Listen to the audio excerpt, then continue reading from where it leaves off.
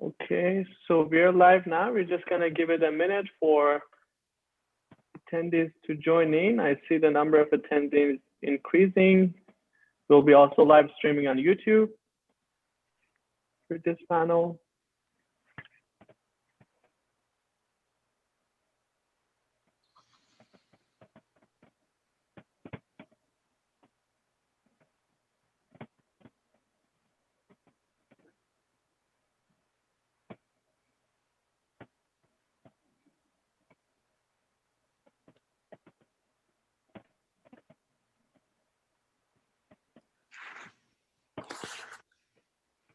Okay, I think we can start now. Hello, everyone. I would like to welcome you all to our third panel of the day, titled A Review of Canada's Middle East Engagement and Defense Strategy. To those who've been attending our previous panel discussions and keynote speeches today, I hope you've enjoyed those sessions so far. For the rest of the day, we have two more panel discussions, including the one that we're having right now, as well as a conversation with General David Petraeus, who served as the director of the CIA under the Obama administration. For more information about the conference, please visit our website at peacediplomacy.org. As you may know by now, my name is Yunus Zangabari. I'm the Executive Vice President of the Institute for Peace and Diplomacy. For this part, I'm merely responsible for introducing our moderator and also a great personal mentor of mine, Dr. David Divitt, who was kind enough to accept our invitation to moderate this important and timely panel. Now, let me introduce our moderator. Dr. Divitt is a university professor emeritus at York University. He served 2 terms as York Associate Vice President of Research and was also a director of York University's Center for International and Security Studies for 18 years. From 2011 to 2015, he served as Vice President of Research and Programs at the Center for International Governance Innovation. During 2015 and 2016 sabbatical year, he was a distinguished visiting professor at the Canadian Forces College, where he continues to teach as an adjunct professor. Last but not least, he's part of the IPD's advisory board. Dr. Divitt, thank you for all you've done and you do for the Institute. Over to you. Yunus, thank you. And congratulations to you and Bijan for creating and sustaining such an important contribution to Canadian public life. It's my pleasure to open this session. And if you don't mind, I'm going to read through some things because I've drawn some text from Canadian documents. So it's a truism, I think, to state that Canada is not a major player in the Middle East, North Africa region. Those of my generation view the region through the peacekeeping lens and other UN commitments towards peace, security, and development assistance. As Canada welcomed new immigrants from throughout the MENA, politicians became more aware of a broadening set of interests. However, these rarely have had an impact on policy. And in any case, there has been little interest in Ottawa to explore more deeply and in a more sustained way what might our interests and capabilities be as this large and diverse region evolves. We are in the unusual situation of having a significant defense policy statement released in 2017, Strong, Secure, Engaged, Canada's Defense Policy, without an equivalent foreign policy paper preceding it for the context or the direction. Nor have we yet seen a major foreign policy statement outside of the parliamentary speech by former Foreign Affairs Minister Chrystia Freeland, which might have provided a structure for an integrated foreign policy white paper with a clear designation of priorities and interests, along with a realistic allocation of human, material, and financial resources. Minister Freeland's comments in the opening pages of Strong, Secure, and Engaged included the following. Here I quote: "We must build a closer link between our foreign, defense, humanitarian, development, and trade policies. Combined with our upcoming international assistance policy and progressive feminist foreign policy, this defense policy will help accomplish our shared objectives. Canadians have always been ready to share the burden and responsibility of making the world a safer place. We have a long history of working collaboratively with partners to prevent and to respond to conflicts and crises abroad, including our support for peace and stabilization operations. The same applies to policy and advocacy that strengthen global norms on peace and security. Our commitment to collective security is reflected in our longstanding support for our core alliances, NATO and NORAD, for the United Nations, a highly capable, flexible military with the ability to operate closely with allies and partners is an invaluable instrument of Canada's foreign policy. This is why the government's new defense policy will form an essential part of Canada's future international engagement. Bracket, where's our foreign policy statement? It will reinforce our relations with key partners and allies. It will support our joint efforts to address global security threats, combat terrorism, and defend our continent. End of quote. However, as our panelists well know, in 2016, the minister did announce Canada's 5-year Middle East engagement strategy.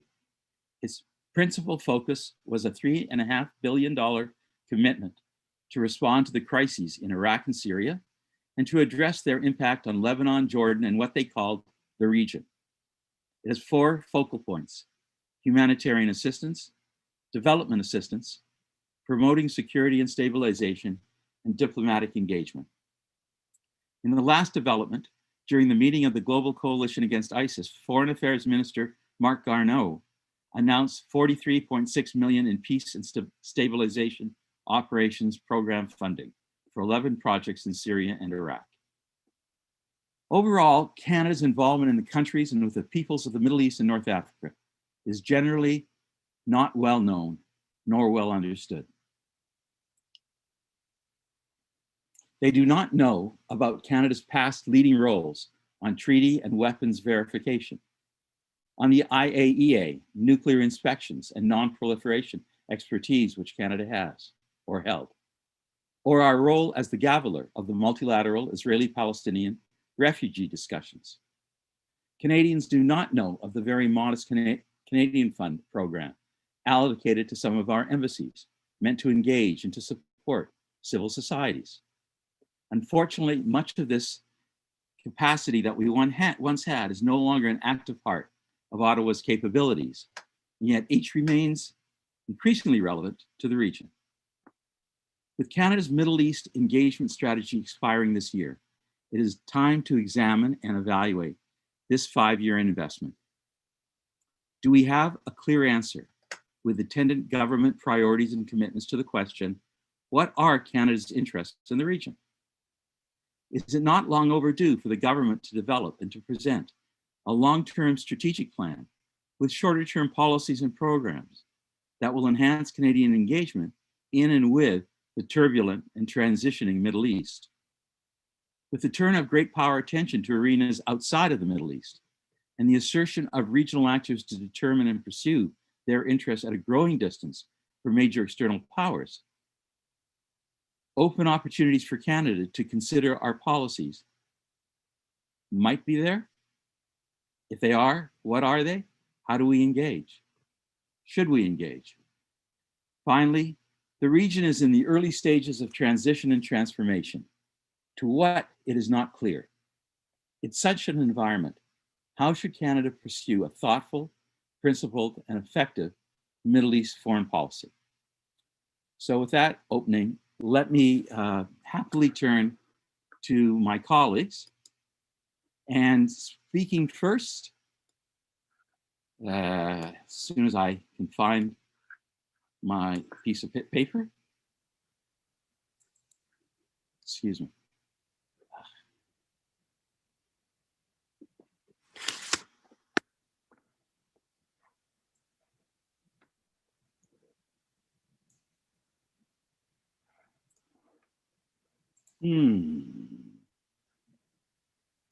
Here we are.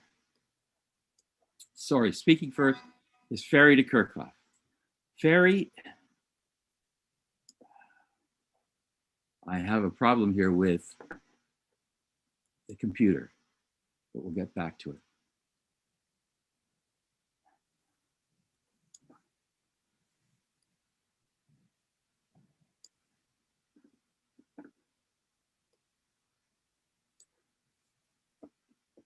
My apologies.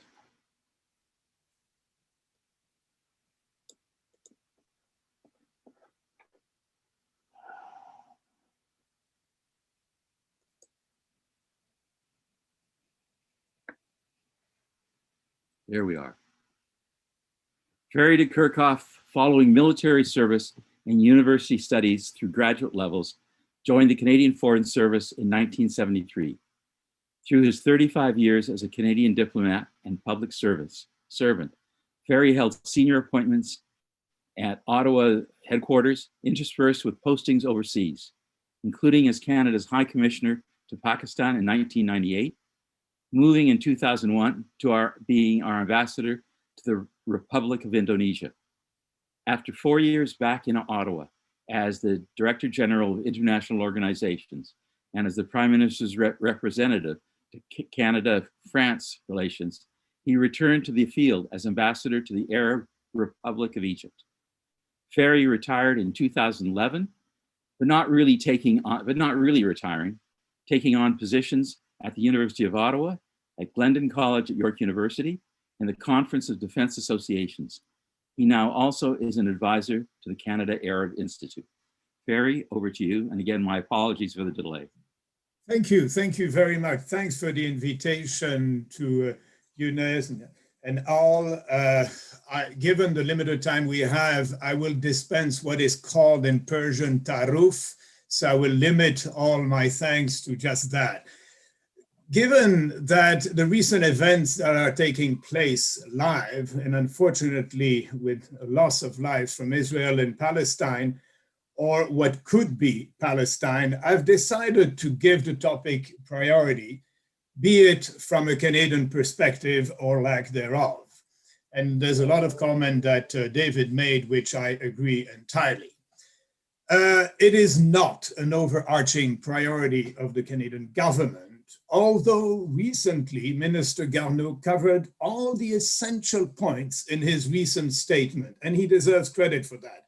The Americans have failed to give the whole gamut. He even made reference to the two-state solution, you know, the holy grail never to be attained, it seems.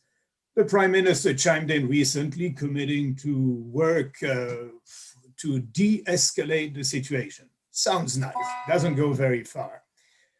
You know, ever since the Harper government took office, all the way to today's Liberal government, Canada's past contribution and engagement to the so-called Middle East peace process and the other feature that David mentioned, all of that has pretty much fallen into oblivion. The refugee gavel, for instance, the working group of great renown, the Jerusalem initiative, which the previous government before the present Liberal government was not particularly in order of favor. So the Prime Minister of the day, Harper, his interest was Israel's security. And the two-state solution, or what I call the mantra, was given short shrift. Silence on settlement by the Harper government contrasted with vibrant denunciation of any Palestinian attempt to get international recognition. And when Nabil el-Arabi, who was at the time at the helm of the Arab League, he asked me one day to plead for Canada's support for a Palestinian state at the UN in one shape or another. And I told him at the time that I predicted that our then foreign minister would campaign against it in New York, and that's exactly what happened. So the Arab Spring, for instance, only mattered for the government as a consular issue for the safety of Canadians, and that's why I was involved in so much of the evacuation from Egypt. While the concern was actually the impact of the crisis on the stability of the region. When it comes to what I refer to as the mythology of Canada's role in the region, my good friend Kim Nossel, who would be as good and much better and more brilliant speaker than I would ever be on this panel, he argues, and I quote, Canada never played any kind of serious role in the Middle East historically, while its even-handedness that so many Canadians cherish is equally mythical. But you know, even-handedness is not an exclusively Canadian myth. In my view, the greatest culprit on that score is the United States, which today has abandoned any pretense of pushing Israel to abide by scores of UN resolutions. It is no surprise that there is not a single Chapter 7 resolution that was ever adopted on the Israeli-Palestinian crisis by the United Nations Security Council. Why? Because it would have been imposing as opposed to suggesting. I'm going to quote Charles Tilly, who is a great scholar, and I think Charles said it better than anyone, and it's pretty hurtful. And I quote, "The United States had long since aligned itself with Israel's imaginative geography, which treated predominantly Arab section of Palestine as dangerous areas to be settled and pacified at all costs. Such a geography included blank areas, zone of invisibility, in which both Israel and the United States denied that devastation was occurring." So with the attacks on September 11, the quote continues, "After some wavering, the United States redrew its imaginary Middle Eastern map in two fundamental ways: by equating the danger zone of Afghanistan, Palestine, and Iraq, all defined by the war on terror, and by populating those zones with threatening Muslims." That's a pretty harsh condemnation from one of the greatest scholars in the US. Of course, no one can condone Hamas rockets, but neither should anyone condone Israeli attack of dispossession Palestinian, an attack on Al-Aqsa Mosque, nor should Israel continue its settler colonization of dispossession. Palestinians have a right to a state. The two-state mantra has become a kind of a scapegoat. One of the two already is a state, internationally recognized. The real mantra is actually the creation of a distinct Palestinian state as ordained by the United Nations Special Commission on Palestine, which was endorsed in 1947 by the General Assembly. While I do not discount our military contribution, which I'm sure will be addressed in a moment, when asked along our allies, when we work with allies, the fact remains, Canada is not a player in the region. Add to that our Prime Minister's understandable reluctance to take on Trump for 4 years, that reinforced our absence. On the other hand, we did good against Daesh because our security was threatened. And maybe that's what matters for us in the region. That's all. Yet I cannot avoid feeling that we have become smaller over the years, not bigger. Thank you very much. Thank you, Ferry. Thank you. Now let me turn to our second speaker of our panel, Dennis Horak. Dennis retired from the Canadian Foreign Service in 2018 after a 31-year diplomatic career, 18 of which were spent dealing directly with the Middle East and North Africa region. At headquarters, he served as both director of the Gulf and Maghreb and director of the Middle East divisions. Overseas assignments included a posting as head of mission in Tehran for the 3 years prior to the closure of the embassy, and 2 postings in Riyadh, the second of which was as ambassador to Saudi Arabia, Bahrain, Oman, and Yemen from 2015 to 2018, when he was expelled following a tweet from Minister Freeland. Dennis, the floor is yours, or the screen is yours. Thank you.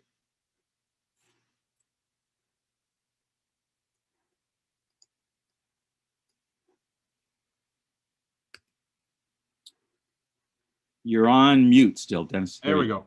There we go. Thank you very much, David and Ferry. That was interesting, and we can chat about some of that stuff later as well. There's a lot going on, obviously.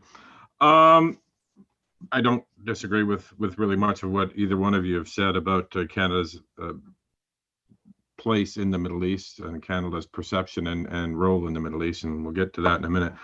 I'd like to just come back to the issue of this engagement strategy, the Middle East engagement strategy, as it's titled. I think, that's a lofty title, but doesn't reflect the reality even of its own strategy. It's not a Middle East strategy. It's an anti-Daesh, it's an anti-ISIS strategy, and it's focused, as you mentioned, on basically 3 countries in the conflict in Syria. There's no mention of the broader Middle East, North Africa region and what Canada's perception would be there, what our goals would be there. It doesn't talk at all really about the Palestinian-Israeli. It doesn't talk at all about the Palestinian-Israeli issue. It certainly doesn't talk about the Gulf. So to talk about this as a Middle East strategy, I mean, that's fancy packaging, but it really doesn't reflect any reality in the policy, I don't think. It's as I said, it's an anti-Daesh policy. It's an aid policy. It's a humanitarian policy for dealing with that conflict and dealing with those issues. But that's all it is. But we'll call it the Middle East strategy if we want. I'd like to sort of focus in a little bit here on sort of the Canada and the Gulf. I mean, it's an area that, all of the insofar as anybody knows or thinks about Canada and the Middle East, it's generally about peacekeeping. It's generally about, our role in creating the United Nations Emergency Force in Suez, somewhat of the Palestinian-Israeli issue, and really not much more than that. And the Gulf didn't really exist for Canada until the OPEC oil embargo in '73, and we started expanding our presence in the Gulf. We had been in Tehran and we had a mission in Kuwait, but we certainly started to expand after that. And frankly, the reason we did that was to take advantage of the money that was pouring into the Gulf. We wanted a piece of it, and we couldn't have a piece of it if we weren't there. And that's what drove our diplomatic presence in the Gulf, and frankly, drove our diplomatic presence all the way through the decades that followed. There were some additional security and political elements that were added to the relationship as the region started to bubble. First with the Iranian Revolution, and subsequently, a decade or so, with the Iran-Iraq War, and then subsequently the first Gulf War. Then Canada started to engage in a much more strategic and military way in the Gulf, and started having conversations with the countries of the Gulf about security. And we had ships that were regularly in the Gulf enforcing sanctions and all of those sorts of things. And so the relationships did sort of broaden a little bit beyond trade. But even there, some of those security relationships were very much used to leverage some trade advantages, particularly in terms of military sales. But trade remained the dominant feature of our relationship with the Gulf, even as we started getting involved in, for example, as you mentioned, the gavel holder for the Refugee Working Group.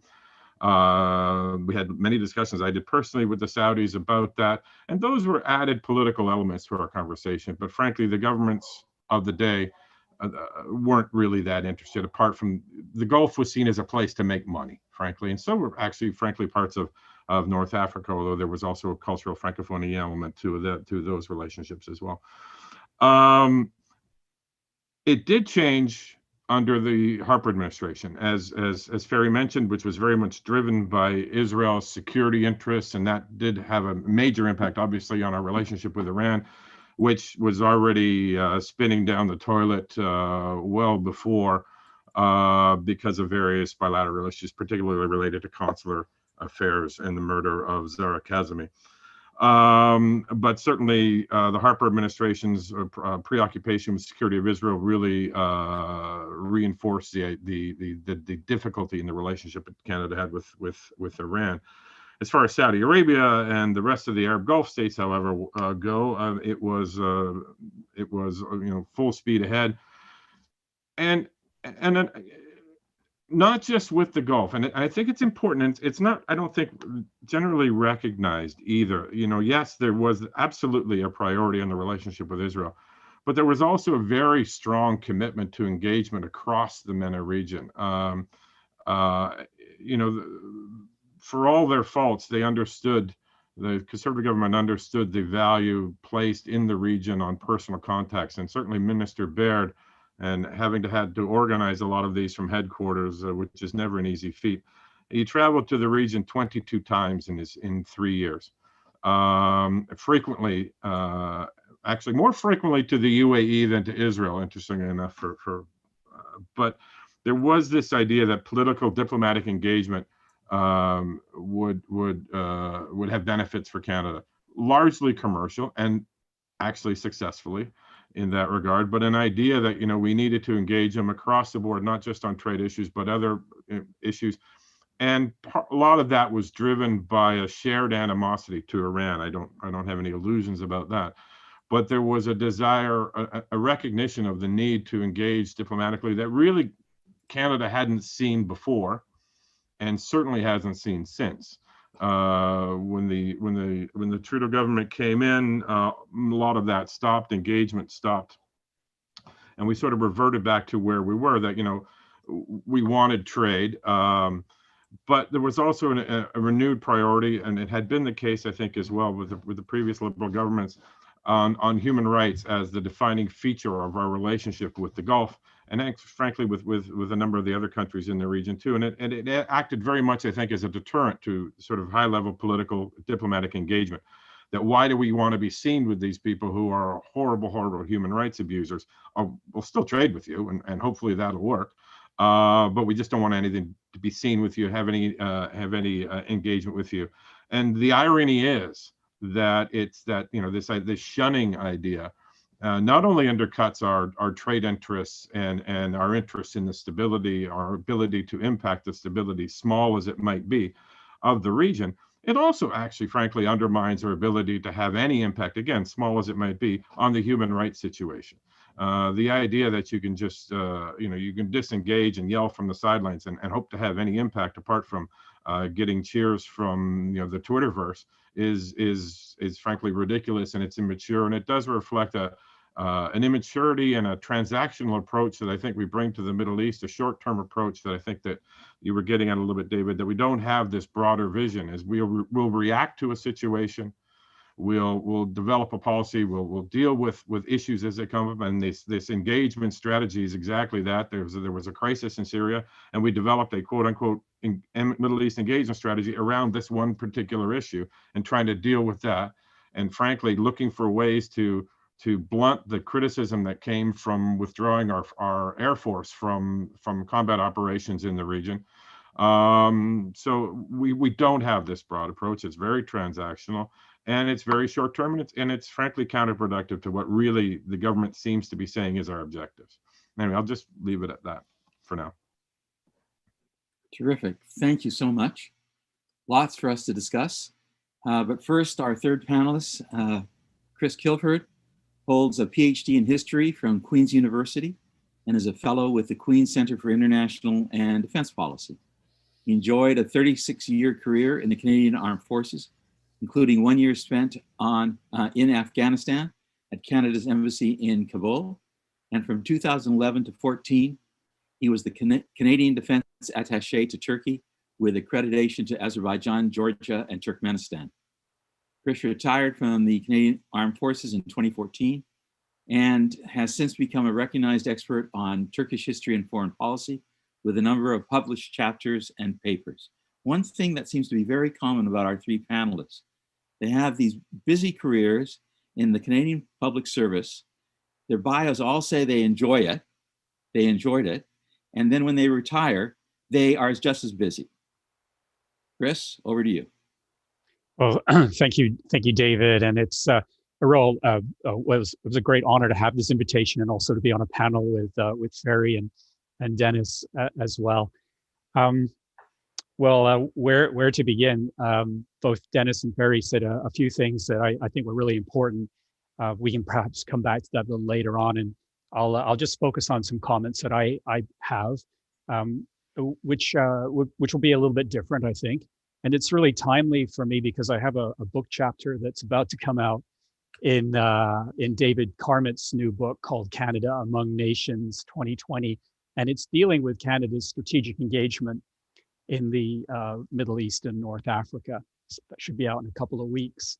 And I think I'll start my comments by saying that as a country, we've been engaged in the Middle East in one capacity or another, with and without a strategy for quite some time. And you can go back to the First World War, where you saw Canadians and in particular Newfoundlanders involved in the 1915 Gallipoli campaign. And then if we fast forward to the Cold War, we were often called upon by our allies to go into the Middle East to diffuse conflicts involving them.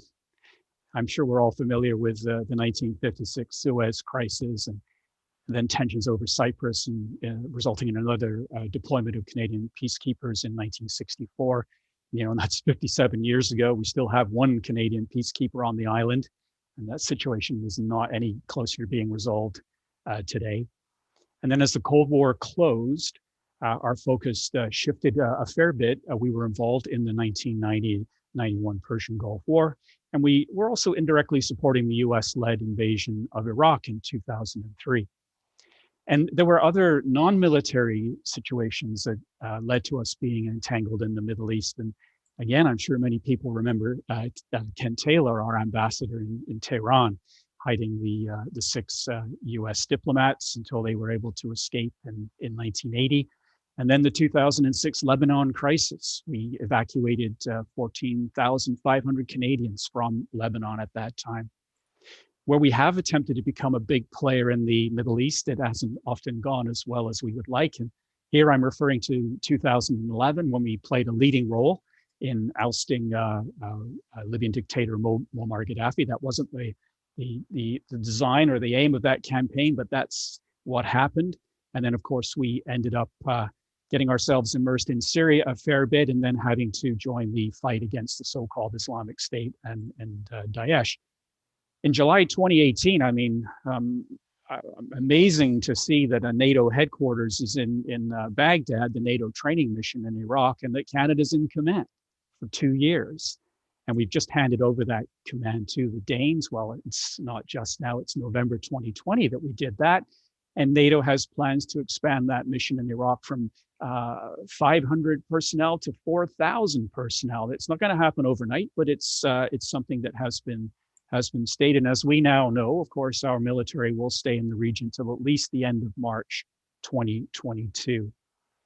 Now, besides these defense commitments, we have engaged in significant humanitarian and diplomatic efforts in the region. It goes back some time. We established diplomatic relations with Turkey in the 1940s, and most of the other countries in the region in the 1950s and 60s. But we all know the current record. We don't have diplomatic relations with Iran and Syria.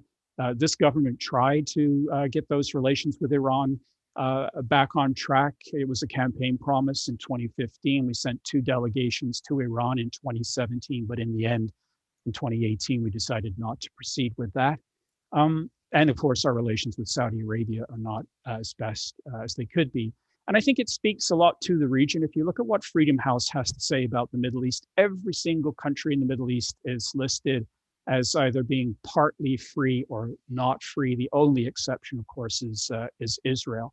So as we are seeing in Gaza today, the Middle East is not the easiest place in the world to craft and come up with a one-size-fits-all Middle Eastern engagement strategy, as Dennis has said. And if you were able to come up with one, I doubt very much it would survive for a day or two after the fact.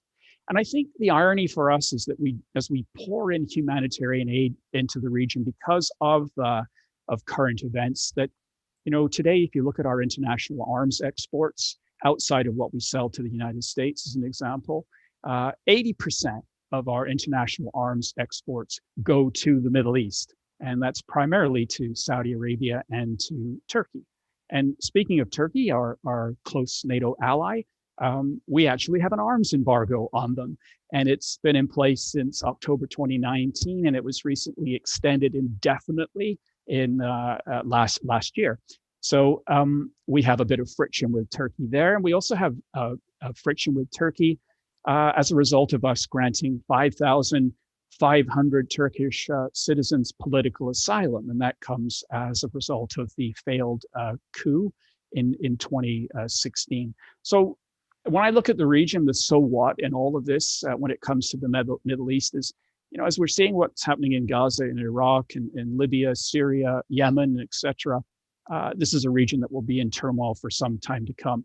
When I have a chance to give lectures to folks on the Middle East, I often say, you know, if you could dig up Mustafa Kemal Ataturk and Gertrude Bell and Lawrence of Arabia and put them in a room together and give them a slideshow of current events in the Middle East, they would look at you and say, what's changed? And in fact, they'd look at you and say, it's worse.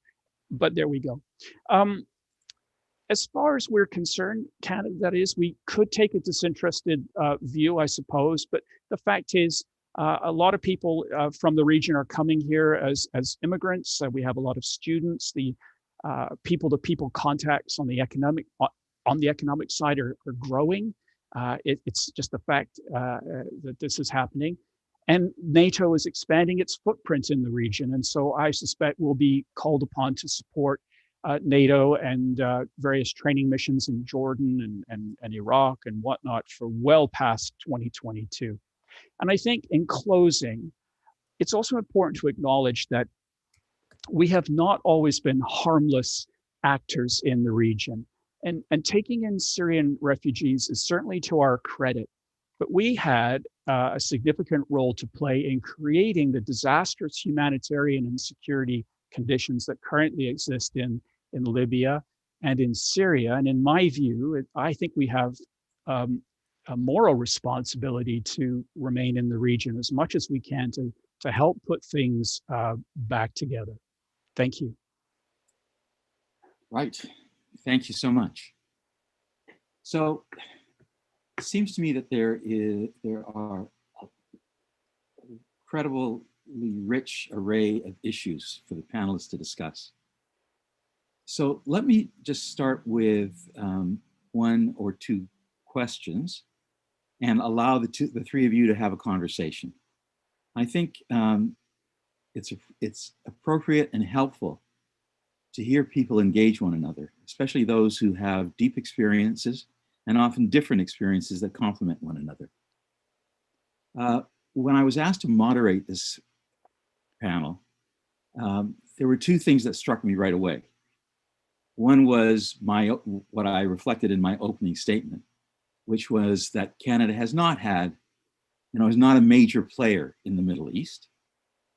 And yet there certainly has been a mythology for all these years, since, if not before, since at least Pearson, that we are important to the region and the region is important to us.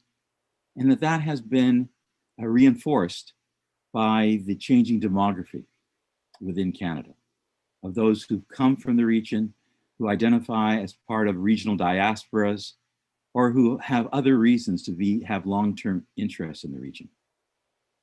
And yet, as I also indicated, when I looked at both the defense white paper and the absence of a foreign policy white paper, with the exception of that Middle East engagement strategy, which all of you have suggested in one way or another, really does not engage the Middle East, but is very sectoral and focused, I'm really not clear what in fact is or might be Canadian foreign policy in the region. And I'm wondering, just to start off, because I have more specific things we can unpack, a very general, high-level conversation of how you, if each of you with all your deep experiences, both in the region and in Ottawa, would be raising this question in cabinet. What would you be focusing upon in terms of Canadian interests and capabilities?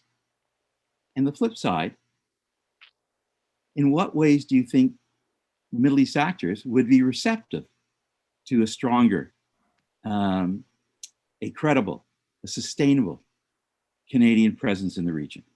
If I could start with that, David? Please. It isn't, I mean, I think you're absolutely right. It is, Canadians do have this perception that somehow we are these players and have always been active and very influential in the Middle East. And I think, it's the place Canada won its Nobel Peace Prize. And I think we've sort of been dining out on that in our own minds, in any case, for a lot of years. But it was always an interesting dynamic for me at headquarters, especially, but not exclusively. But, whenever the government come out with its yearly foreign policy priorities, as they do, and they publish them on the website, and they make a big deal about it, and it's in the, it's in the departmental performance review and all of that. Middle East never featured, ever, as one of Canada's regional priorities. And yet, more letters are written to ministers on Middle East issues than any other issue on a regular basis. More questions are raised on foreign policy, in terms of foreign policy issues raised. Obviously, it depends on what's hot at the particular time, and frankly, the Middle East, frankly, usually is. More questions are raised, more briefs are done on Middle East related issues in G7 binders for ministers than probably any other, but yet it's never a priority. So it was always an interesting sort of contradiction for me. But in terms of what our interests are, we do have interests in the Middle East, as we do, frankly, around the world. It's, a lot of it is commercial. Canada is a trading nation. Canada relies on trade. Canada increasingly relies on foreign investment. The Gulf countries, other countries in the region have a market for Canadian goods, and we have a market for their investment, certainly from the Gulf. So there's a commercial element to it. There's a cultural too, in terms of people-to-people ties. In terms of, as you mentioned, about the various diasporas that live here, but as well, there's a very strong consular element too. We have tens of thousands of Canadians that live in the Gulf. We have tens of thousands of Canadians who live across the MENA region. Many probably hundreds of thousands of Canadians who have family there. There's all sorts of consular interests as well. We also have what's the word I'm looking for? Not moral, but the values agenda that the various governments, interpret very differently, but continue to push. The Harper government had a values agenda. The Trudeau government has a values agenda. There were very different values agendas, but nonetheless, this is something that seems to be in Canada's interest, and Canada wants to pursue. And quite right. I mean, we do have a moral perspective on the world, and certainly the Middle East and North Africa is chock-a-block full of countries that violate our moral codes in terms of human rights and various things. And so we have an interest in advancing international norms on behavior, on human rights, and various other sort of moral issues and values related issues. And all of those interests speak to the need for a higher level of political engagement by ministers, much higher, frankly, than virtually any government we've had has been willing to commit to the region. Now, maybe the Middle East isn't that important to Canada. I mean, as one minister put it to me at one point, we do more trade with Florida than we do with all of the Gulf. Which is true. I'm not sure that it's relevant. If we only want to have a U.S. foreign policy, that's fine too. But I mean, I think we dabble in the Middle East. We don't commit to it. We have all of these interests that I think could be greatly enhanced, particularly on the commercial side, by a higher level of engagement and commitment by ministers, at least commensurate with what our European allies do. It's always amazed me, frankly, that we find it so hard to walk and chew gum at the same time in a way that our allies and frankly competitors don't have a problem with. You can get the Europeans, the Dutch, the Swedes, as well as the French and the English, who can have human rights concerns about what's going on in the region, but have no problem with also engaging the leaders in these countries face to face. It's not a either or. It's not a question of, well, if we talk to you, that means we love you and approve of everything we do. Quite the contrary. Diplomacy is about talking to people you disagree with. It's not the cool kids table in high school where you only sit with the cool kids. No, diplomacy is about engagement. It's about talking. It's about advancing your interests. And the way to do that is to make a commitment. And we're pushing on an open door in the Middle East, frankly. For whatever reason, Canada does have a very good image in the Middle East. That there's a receptivity to Canada, a sense that Canada is a non-threatening Western country with whom we can do business, with whom we can engage, with whom, we still do have the whole refugee working group element, despite the fact it's now defunct. It did carry some weight. It did carry some credibility. Even under the Harper government, there was a desire on the Arab countries to engage with Canada. They didn't, they had some problems with the way our approach to Israel was, but that didn't act as a major deterrent in our ability to engage them. So we're pushing on an open door. We just don't want to push. Thank you. Ferry, over to you. The bottom line when you talk about foreign policy review or thinking, it has to come from the top. It's as simple as that. If you compare a Macron to a Trudeau, I won't judge the intellectual capacity of one or the other, but clearly one is totally committed to a policy thinking, and he may get it wrong or right. He's constantly thinking policy. We have a prime minister who has some headlines, but he doesn't have a policy mind. And the fact that, as you lamented, David, that we have probably one of the best defense policy articulation we've had in ages, because the previous one was just a shopping bag by the Harper government, a useful shopping bag, which we didn't fill properly, but it was not a policy. And yet you don't have an overarching foreign policy and a security perspective underpinning it. And therefore it's like a hanging fruit, but might stay on the tree until further notice. And it's at every level. For instance, when we were in Foreign Affairs, you had a deputy minister who was a policy wonk. And all of a sudden the department thought policy and managed to emerge policy from bottom up to the leadership when the leadership was there. You had with Axworthy a perpetual policy mind for whom, and I reminded him just a few weeks ago that he came every morning with 10 different ideas, and our obligation was to kill 9 out of 10. And recently actually mentioned 15 out of, as opposed to 10. So the question is, if you have a deputy minister who's a policy wonk, you're going to start thinking policy. If you have a manager, great as they are, you're not going to have that same impetus. But the bottom line, it has to come from the top. And I think we shouldn't overblow our beautiful reputation. I think even our failure at the Security Council was, we're North American at the time of Trump, and that won't play well because we've seen that Trudeau is caving into Trump or not taking him on. And so you've got to look at our decaying as an influencer also through the lens of our relationship with the US. And the irony is that we cannot achieve anything without the US support. And at the same time, when we don't have the US support, we're considered even worse than we are. So on the Middle East, I'm sorry, but I don't think that people think that Canada has a well-balanced, particularly on the Israeli peace process. No, I think that's not the right perspective. But Dennis is absolutely right. When it comes to the Gulf, absolutely, we are very well considered. We're trustworthy. We are not overbearing like the Americans. We have the technology and we've got the links. But when it comes to the high politics, in which we haven't been denouncing the negative part of the Abraham Accords, even though in terms of economics, I think they're perfectly justified, but it's the Arab who once again betrayed the Palestinian, not the other way around. So I think we cannot drum ourselves in any way. And I think our attempt to stretch out to the European in partnership, I think it's not going to go very far. Of course, it won't go as badly as when the European would dismiss us as being no longer like-minded at the time of Mr. Harper when it came to discuss, for instance, resolution at the UN. At that time, we were not even included in the discussion because of Mr. Harper's attitude.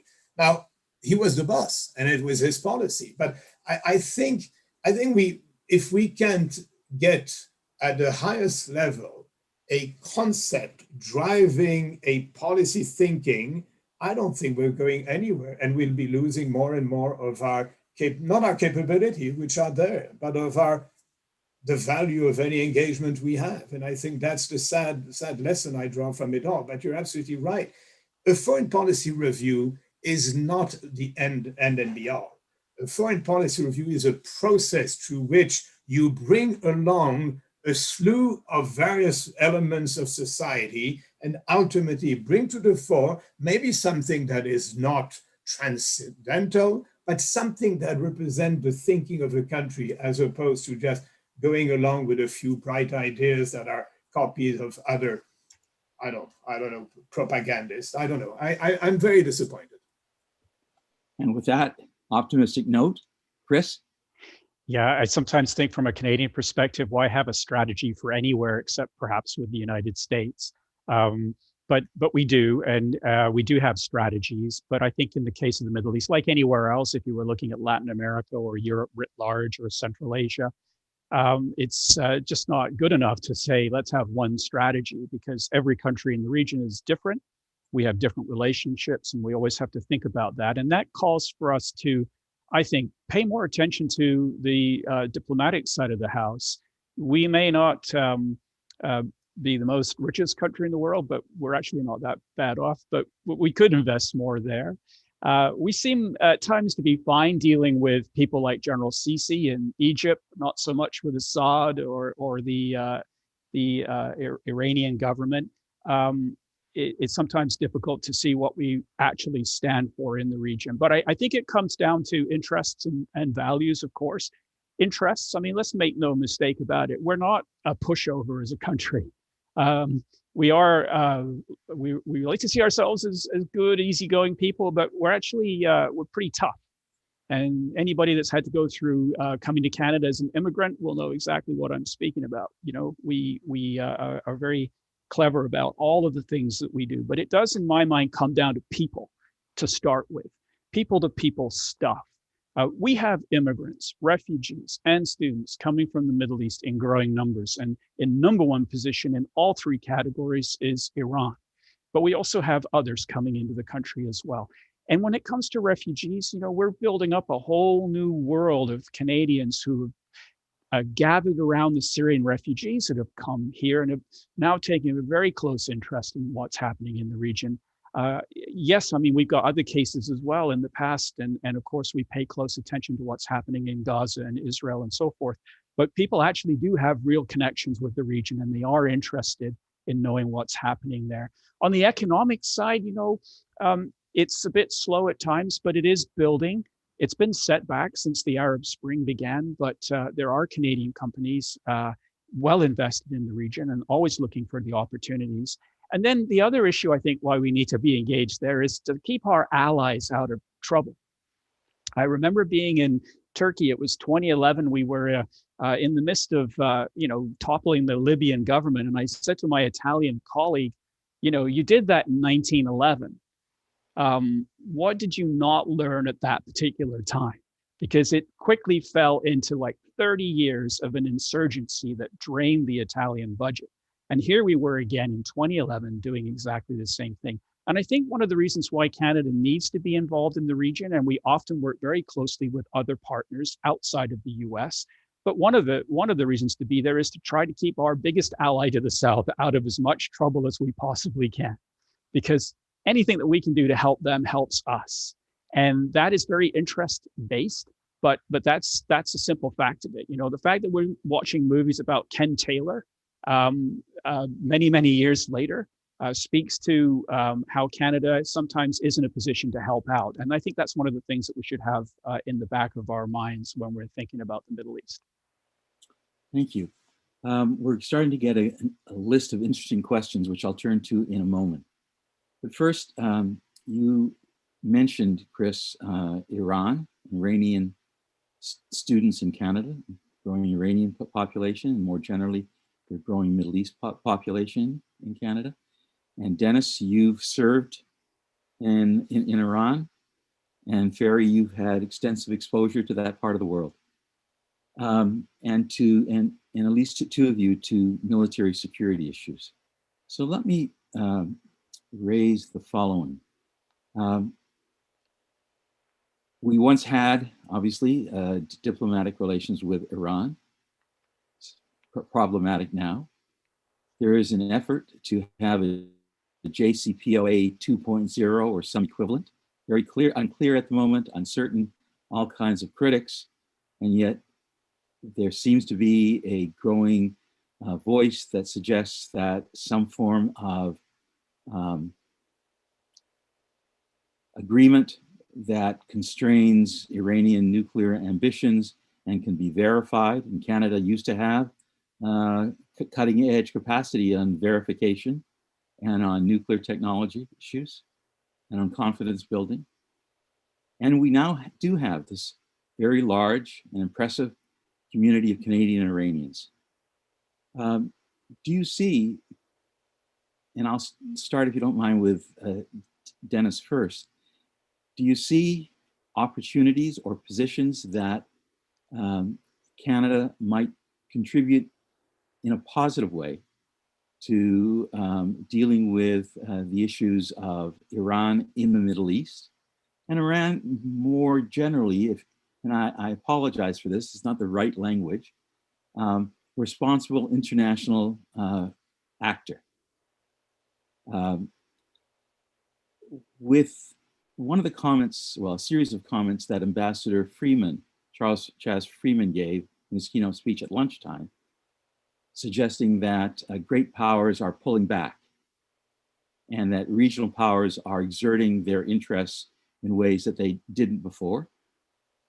That itself may be a controversial argument, but does this create an area of opportunity where Canada can reassert some kind of expertise and responsible policy and practice to move this file forward?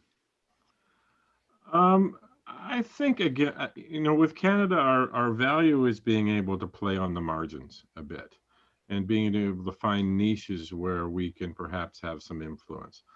Iran is a much bigger problem, I think, than what we can handle on our own, obviously. I mean, certainly the big powers are having enough trouble dealing with it. I mean, obviously it begins with us not being there, not having a diplomatic relations with Iran, them not being here, which goes hand in hand, obviously. So that creates a problem in terms of even our ability to see and to have an eyes into what's going on inside Iran in a way that has a Canadian perspective from it, if you know what I mean. So I mean that's a major obstacle to overcome. So let's assume that we can overcome that, and there's many hurdles to do that. And as Chris rightly mentioned, there were efforts to try and restart that relationship that foundered on a number of issues, not least of which was the murder of yet another Canadian in an Iranian prison. But as we understand what's going on, as we get better understanding, in talking with the Iranians, I mean, I honestly don't think we could have really much influence on Iranian behavior. Certainly not now, certainly not the way that the regime is currently configured. Certainly not now in terms of the Iranian government, the Iranian Islamic regime's regional objectives. But we could certainly have a dialogue with them. We could certainly get a better understanding of what's going on. If there are niches, if there are track 2 kinds of conversations that we could help facilitate or launch. These are longer term objectives, but in terms of the big power stepping away and room for others to play, I'm just not sure that we're certainly not equipped to do it right now, and I'm not sure that we would ever have that kind of influence or that ability to really shape things in a big way. On the margins, there may be opportunities, but not much larger than that, I wouldn't think. Chris, do you have any thoughts? On the situation with Iran, I just think it's always useful to be able to talk to people, regardless of the circumstances. It's probably a little bit beyond not having to have an embassy there. In my earlier military career, I was an air defense officer, ground-based air defense, and we had that case of the Ukrainian civilian airline. It was shot down by the Iranian air defense. And I kind of knew immediately what went wrong myself. But we as a country were in the dark, and we just had to really fight tooth and nail to get any information, as we still do. I'm not saying that having an embassy there would have made that any easier, but not having eyes and ears on the ground, as anyone will tell you, is never to, it's never a plus for you, it's to your detriment. There are lots of options. You never have to go full up if you don't want to establish an embassy. You can put folks in nearby embassies with a focus on Iran. I think we do that a little bit anyway. But not to have that daily interaction, though, is to our detriment. Just a quick word, because Iran was my first posting. Yes. It's always a very emotional one. The first one is the one you cherish most in one way or another. At the time, we spoke nearly fluently the language. I still have kept quite a lot of it. We've got many Iranian friends. And I think the first measure, which I don't think the government's particularly keen to go ahead with it at the present state, is to remove the legislation that actually creates an impossibility until that one is on the deck, even though no Canadian is profiting from that one. Australians have profited from it. It's a typical Harper legacy. But the government of Canada should, just to show a desire to move on, to find a way to remove that piece of legislation while maintaining as rigid a position on fundamental, on the human rights side and all of that. But I see, it's very, very personal, but a neighbor of ours here who had a friend who came to settle in Canada, and he's a composer, and the music he composed is a beautiful blend of Persian, Armenian, and some blending. And when I hear that, I see that he comes and plays the piano on my grandmother's piano, Play-El 1908, and I see the communication of the music, the personality, the depth of elegance, and those are all the values and elements from Iran that we no longer can benefit because of the regime. But all I say is not going to change the regime in any way, but I think we're losing considerably, because even at the margin, I think we can rediscover the beauty and the depth of a country like that. And to me, I wish the government of Canada would start trying to change that legislation, and then we can move forward and maintain, as Dennis said, when we have somebody at Evin prison who is killed literally, that's not going to make the relation improve in any way. But I think the totality of it should be kept in our mind. Just on the, with the legislation, the problem, and you're dead on, Ferry. That's for all of the various packaging put on closing the embassy. That's frankly the reason it was closed, because of the legislation, and it's been profited. It's been Americans and others who have gone to courts and been paid. It's a poison pill on the relationship. The problem is removing it. There's two problems with it. One, it had all party support, including from the Liberals. Two, to remove it opens up criticism that you're somehow saying that Iran is not a state sponsor of terrorism, when we all know full well that it is. Even though that's not what removing the legislation would do. That would be the political impact of it. So it's this poison pill that's going to be very hard for us to get around. And that legislation also impacts Syria as well. And what it means in the case of Syria is, if you have a diplomatic case in Syria, our people on the ground are the Romanians, and of course our team in Lebanon as well at the embassy, but we rely on the Romanians, as I discovered recently when I was involved in another issue, but we won't go there. I have a couple of interesting questions that I'd like to share. And so I'll do one at a time, and perhaps we can try and have one of you, whoever wishes, to pick it up. First is, what is Canada doing to support Lebanon as the last bastion of pluralism and diversity in the Arab Middle East? Anyone want to pick that? We do have very large Canadian Lebanese diaspora community in the previous conflicts. Our consular service has been taxed in terms of addressing families. And there are larger issues. Yeah, let me, if I could, I'll just start off on that one, because it's a very important question. When we had the crisis in 2006 in Lebanon, we had almost 40,000 Canadians, Lebanese Canadians, register at the embassy for potential evacuation. And in the end, 14,500 were actually moved to Turkey and to Cyprus. And so we know that that's a big community, and we know that people are really, really concerned. And but what we actually bring to the table at the end of the day, I've had the opportunity to go to the embassy there and see our team. But I would defer to Dennis and Ferry on the diplomatic side as to what we actually can bring. Very quickly, if either of you want to say something.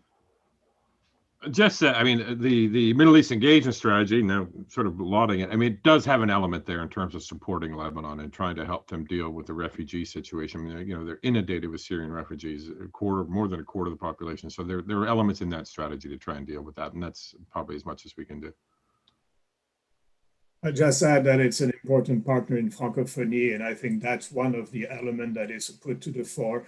But again, we haven't seen much of express interest on the part of the government in a broad scheme of things towards Francophonie. And the only thing is that we have the #2 in Paris at the OEF, and that's about as much as we can claim.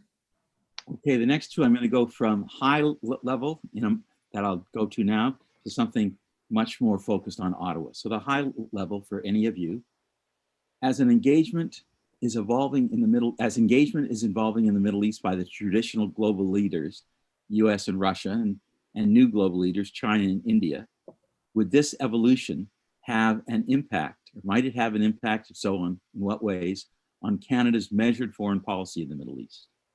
So this is the transition of the great power context within the Middle East. Does that affect Canada's capabilities, opportunities, responsibilities, and policies? I think insofar as, you know, for the, you know, if we're looking at sort of transition from sort of Western, if I understand the question correctly, it's the transition from, you know, predominant Western influence in the Middle East to now the rise of China and Russia and other countries being their principal partners. Is that sort of where we are on this? That's it. Yeah, I think in some respects, we got little hints of where that might lead us in how Trump managed his relations with the Gulf and how they reacted to that, and not just the Gulf, but the wider Middle East, I guess. That, you know, Trump was not a traditional Western leader by any stretch of the imagination, and certainly the approach that they took to the Middle East, sort of this sort of laissez-faire in terms of certain elements, you know, the embrace of Israel. There are elements that, but in terms of this laissez-faire, we don't care what you're doing to your own people, sort of an attitude, is something that potentially could become if Russia and China become the influential powers in that part of the world, could become a feature of our calculations in dealing with the Middle East. And we saw this a little bit in terms of how we had and how our approach was to the Gulf, for example, in terms of, you know, MBS and all of that. So it could get worse in that respect in terms, but, you know, on the other hand, I'm not sure that Russia and China are going to manage to have the kind of influence that traditionally the Western countries have had over a number of the countries in the Middle East. So I'm not sure we're looking at the same thing.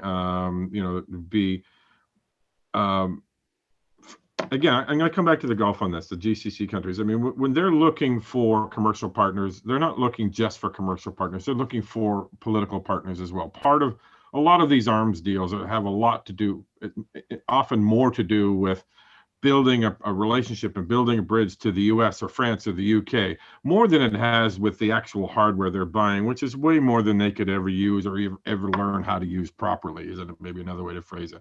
It's about building those sort of partnerships. Now, they will try that as well with the Russias and the Chinas to try and sort of offset, but you know, they're never going to get the kind of security guarantees, for example, from Russia or China, really. Well, Russia is another story, but China, I don't think that they got, for example, with the US. The Russian ones, I don't think they would necessarily trust as much as with the US or the UK or France. So there were other elements of this relationship that I'm not sure that Russia and China are going to be able to step into. Although that being said, part of, I think, what drove the Russian support for Assad against all odds, against the grain, against the tides in the Middle East. There was a lot of reasons for it, but I think one was to sort of demonstrate to the world, to the region, that we may have picked the wrong horse here, but just to let you know, when we pick a horse, we stick with them in a way that they maybe don't want to. They don't think the Americans would. Ferry? I really think that one has to look at it from a broader view, in a way that the center of gravity moving from the Atlantic to the Pacific, I think the order of things is definitely going to change. And whether the Chinese do it in a different way, it's going to be pretty obvious. They do it in Africa in a way that is very different from the one we do. Sometimes they do consult the African leaders, but sometimes they invest just the way they please. They bring their own horses, their own people, their own workers. I think we're going to move into an entirely different spectrum, and it is appealing. It is appealing. Don't forget that since 2008, the financial crisis, the model, the economic model, the vaunted liberal model, has been under such attack that all the countries in Asia, for instance, are looking at the Chinese model, which is économie dirigiste with some underpinning laissez-faire. We're under, of course, a political yoke. So I think there's going to be a major shift in the influence. Now come to Russia, and I served in Russia. And I can tell you that the near abroad is of greater significance for Russia than for anybody else, because their southern flank is always under instability, whether it's Dagestan, whether it's Chechnya, whether you name them all, Abkhazia, you look at them all. And for the Russian, the kind of island of Syria has always been critical for them, and they want to keep their hands on it. And I think they'll do whatever they need. And the Russians have a diplomacy that is remarkably effective, linguistically wise. The ambassador of Russia in Egypt spoke the five different Arabic that you need to speak to be able to converse with, even better than when the Moroccans speak, they have the simultaneous interpretation at the Arab League because of different. No, they have a long-term view of the Middle East, which is something that we fail to understand, and we wonder why. Don't forget, look from Sebastopol downwards to today. The story of Russia is the necessity to have a stronghold in that region, if only to protect its own flank. So I think we're going to witness an entirely different world. And the Chinese are quite adept at attracting what we no longer can provide. I always remind you that over the next 10 years, China will invest over $1 trillion just in Latin America. We're talking about a power climbing, and sorry, but the West is slowly declining. Okay, I'm being informed we're running out of time, but I want to get two quick questions in. And since the next panel doesn't start till 4:30, I'm going to take liberty and maybe go a few minutes past the 4:15. The first one is really building, I think, on an earlier comment you made, Ferry, in your opening remarks about decision-making within the government. Foreign Affairs, Prime Minister's office, cabinet. And the issue really is an argument or a question around the decline in capacity of Global Affairs Canada, with so many positions having been filled by non-diplomats, including many of the senior ranks. And the Liberals inherited this, but they seem to have done little to address it in a substantive way. You folks often have lived Ottawa. Just one of you or two of you quickly commenting on your view of the internal decision-making process and the likelihood of creative and innovative and well-informed policy analysis leading to policy recommendations. And are those going to be received in any case? I'm going to say two words: the transfer from Foreign Affairs to PCO and to PMO, the total decision-making, even on the cutting of your hair. And I'll just add, it also takes a minister who's interested in hearing what the professional staff have to say. And frequently, that's not the case anymore. Okay, And last. can I just sorry. quickly say there that on the military attaché side, one of the surprising things that I've found recently is that we have more and more military attachés popping up around the world. So I think finally there's some recognition of the value that brings. You can thank Gordon Venner for that. Last question, and this is a controversial one, so we'll leave it to the end with just brief bullets.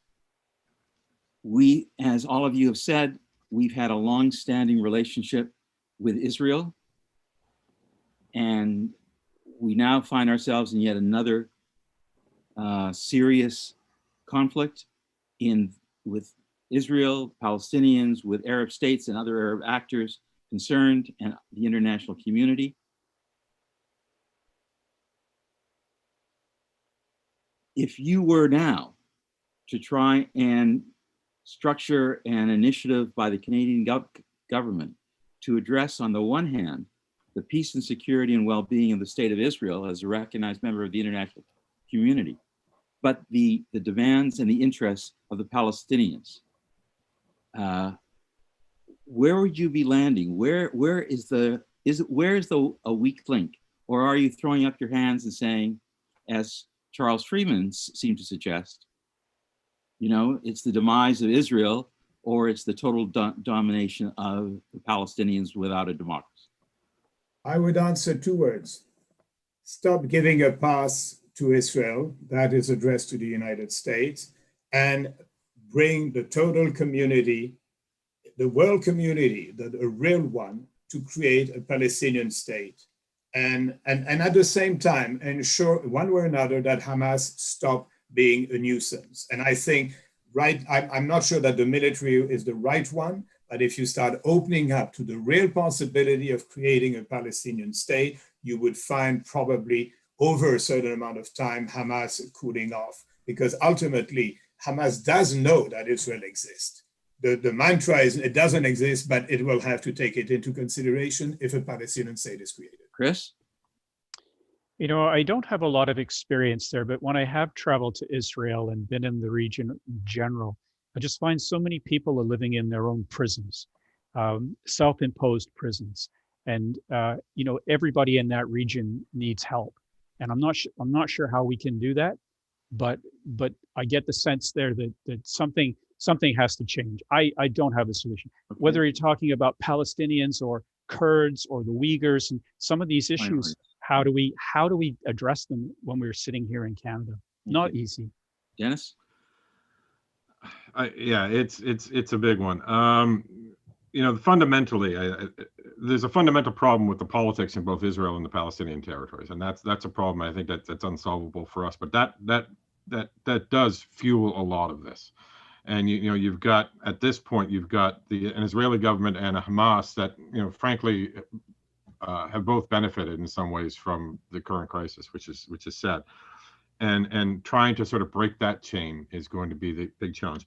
But I think for a country like Canada, something that to sort of suggest that we can do, there are fundamental problems dealing with the Palestinian situation, dealing with Palestinian rights, dealing with, you know, possible future status issues that Canada did a lot of work on, as Ferry mentioned earlier. There was a lot of good stuff that was done with the Refugee Working Group that looked at some of these fundamental issues to try and get those discussions going into to sort of show some sort of light at the end of a tunnel that perhaps can address some of the security concerns that drive some elements on the Israeli side into the far right camps. Maybe starts that dialogue that there is another way, there was another way, and to sort of bring those back out there. But because it does have to address those security elements, it does have to address the Palestinian rights issues, and some of the work that's already been done on those, that's collecting dust for decades. Including perhaps the Jerusalem report, your colleagues. Jerusalem report, yeah, and some of the other stuff that was done on refugee working groups, on right of return, and various other things that the working groups did work on back in the day. That, you know, to start those discussions again, to get those, dust them off, to show that there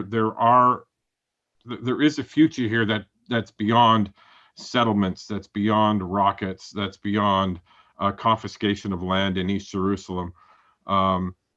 You know, perhaps shines a little light and shifts people. but the fundamental issue is political, and I'm not sure how you get that fixed. Yeah, Gavin, none of you are saying that there's a political will in Ottawa at the moment to pursue that. Oh, no, definitely not. With that note, I want to thank each of you for a wonderful conversation. I thought your opening remarks were terrific. They really encapsulated some of the big issues.